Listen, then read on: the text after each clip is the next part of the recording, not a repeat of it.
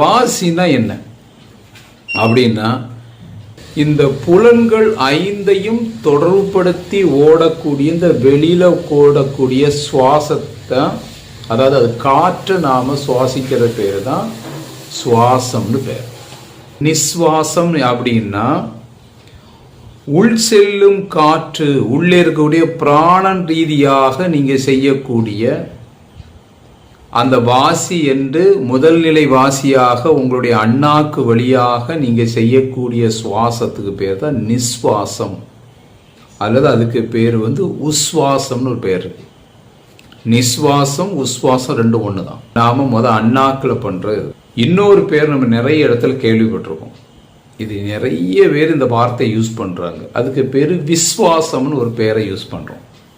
அப்படின்னா என்னன்னு நிறைய பேர் நினைங்க, நீ என்னிடம் விஸ்வாசம் கொள், நீ விஸ்வாசத்தோட இரு அப்படின்னா, அது விஸ்வாசம்னா ஏதோ ஒருத்தருக்கு மெட்டீரியலா நம்ம ரொம்ப நம்பிக்கைக்குரிய ஒரு ஆளா இருக்கதாக அந்த வார்த்தைக்கு மீனிங் நம்ம நினைச்சிட்டு இருக்கோம்.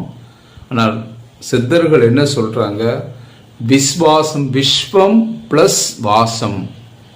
விஸ்வம்னா என்ன அர்த்தம் அப்படின்னா, விஸ்வம்னா இந்த பரம், இந்த பரவெளி, இந்த பரசக்தி, பரநிலை, ஆதி என்னும் அந்த ஒளி, இதைத்தான் விஸ்வாசம் சொல்றோம். அப்ப விஸ்வாசம் நிலை என்பது நாதமும் ஒளியுமா இருக்கக்கூடிய பூரண நிலையில இருக்கக்கூடிய வாசிக்கு பேரு தான் விஸ்வாசம்.